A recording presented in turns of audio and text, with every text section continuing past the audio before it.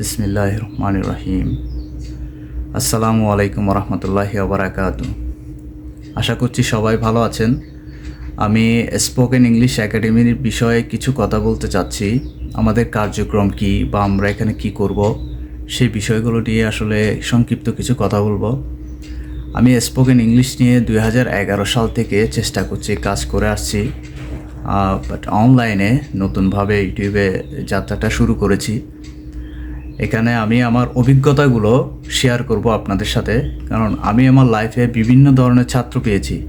এর মধ্যে বেশিরভাগ হচ্ছে ধরেন চাকরি প্রত্যাশী এবং যারা প্রবাসী বা যারা বাইরে লেখাপড়া করবে, যারা ইংলিশের গুরুত্বটা ফিল করছে তারাই আসলে ইংলিশটার প্রতি খুবই আগ্রহী।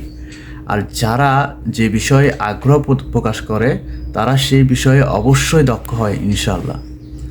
তো ইংলিশে আমি একটু ব্যতিক্রম করে শেখাতে চাচ্ছি, কারণ আমি দেখছি যে প্র্যাকটিক্যালি যদি কেউ কিছু জানতে চায় বা শিখতে চায়, সে খুব দ্রুত ইনস্ট্যান্টলি সে কিছু গেইন করতে পারে। ইংলিশটা হচ্ছে একটা ভাষা, এটা একটা প্র্যাকটিক্যাল বিষয়। আমরা ছোটোবেলা থেকে আমরা আমাদের চারপাশের বিভিন্ন কথা শুনে শুনে আমরা কিন্তু কথা বলা শিখছি।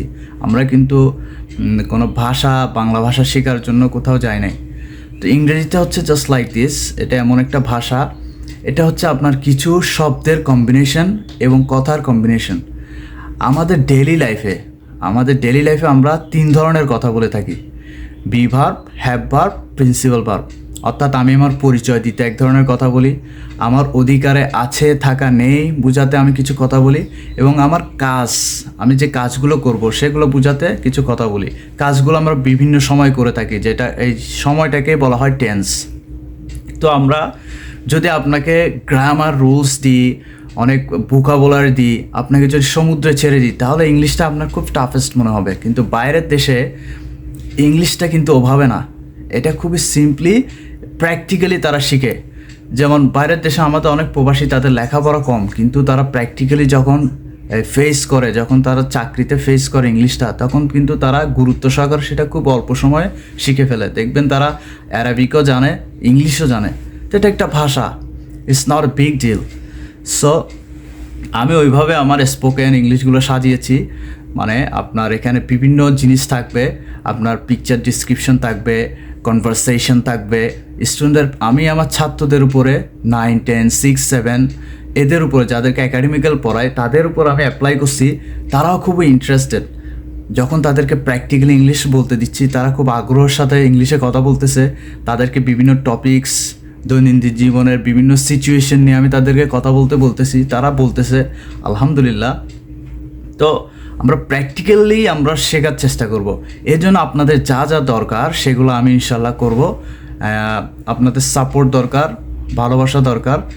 এবং আমি বিভিন্ন টপিকস এবং আমার এই ভিডিওগুলোতে যেগুলো শিক্ষণীয়, সেখানে আমি খুব শর্ট সময়ে, কারণ আমাদের এখন বর্তমানে ধৈর্য আসলে কম হয়ে গিয়েছে, আমরা শর্ট টাইমে ওই টপিক্সটা আমি একেবারে ক্লিয়ার করে দেওয়ার চেষ্টা করব ইনশাল্লাহ।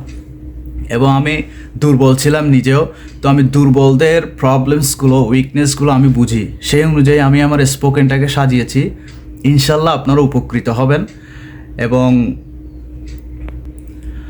আর যেহেতু আমি অনলাইনে একটু নতুন, আমার মোবাইলের রেজুলেশন, এটার বিভিন্ন দিকটা খুবই দুর্বল আছে। আমি ইনশাল্লাহ এটা আপগ্রেড করব ইন ফিউচার। আর আমাদের ভিডিও কোয়ালিটিগুলো হয়তো একটু সমস্যা হচ্ছে, আমি নিজে এগুলো তৈরি করতেছি। এখন আমি একটা স্কুলে জব করি, মানে কোচিংয়ে এঙ্গেজ থাকি, সেই কারণে কিন্তু আমি এটাকে গুরুত্ব সহকারে নিচ্ছি। আমি এতদিন ধরে যে শিটগুলো, যে প্রসেসিংগুলো, মানে যেগুলো আমি অ্যাপ্লাই করছি, আমি দেখছি যে আমার একটা ছাত্র ছিল, সে গার্লকে গ্রিল বলতো। মাদ্রাসা স্টুডেন্টসরা কিন্তু ইংলিশের প্রতি খুব আগ্রহী থাকে এবং তারা কিন্তু খুবই বেটার করে স্কুল কলেজের ছাত্রছাত্রী থেকে।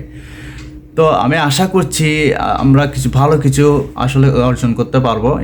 আর সব কিছুর শুরুটা একটু দুর্বল হয়, ইনশাল্লাহ মানুষের সাপোর্টে ওইটা আপগ্রেড হয়। ইনশাল্লাহ আমি আমার যে প্রবলেমগুলো আছে, ভিডিও কোয়ালিটি, সেগুলো আমি একটু ভালো করার চেষ্টা করব। আমি চাচ্ছি আমার এই রুলস রেগুলেশন যেগুলো আছে, যে প্র্যাকটিক্যালি আমি যে অ্যাপ্লাই করে যে সফল হয়েছি, সেই বিষয়গুলো আমি আসলে স্প্রেডিং করতে চাচ্ছি। আপনাদের ইংলিশে যে যে বিষয়গুলো দরকার হবে সেগুলো নিয়ে আমি আসলে কাজ করব। আমি বিভিন্ন টপিকস তৈরি করতেছি, যেমন best picture description, practical conversation.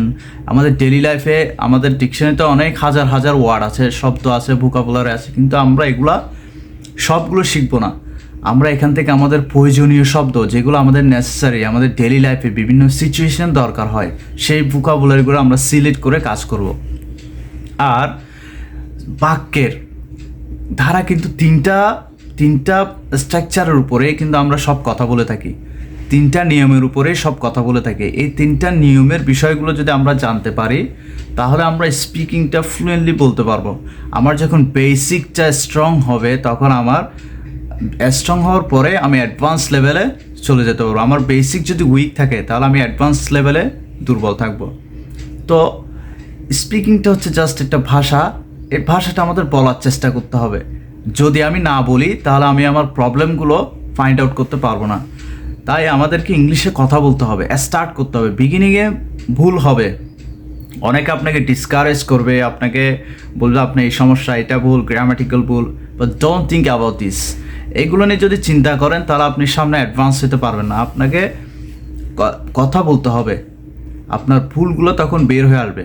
এখন যখন আমি কোনো ড্রাইভিং শিখবো, আমাকে ড্রাইভিং শেখার সময় আমি অনেক ভুল করব, but slowly surely I will master on it. This is the process actually. তো আমরা যদি এভাবে চেষ্টা করি, ইনশাল্লাহ আপনারা আমাদের সাথে থাকবেন ইনশাল্লাহ, এবং আপনাদের প্রয়োজনীয় বিষয়গুলো শেয়ার করবেন। ইনশাল্লাহ আমরা এগুলো সমাধান দেওয়ার চেষ্টা করব। সবাই ভালো থাকবেন। আসসালামু আলাইকুম রহমতুল্লাহি ওয়া বারাকাতুহু।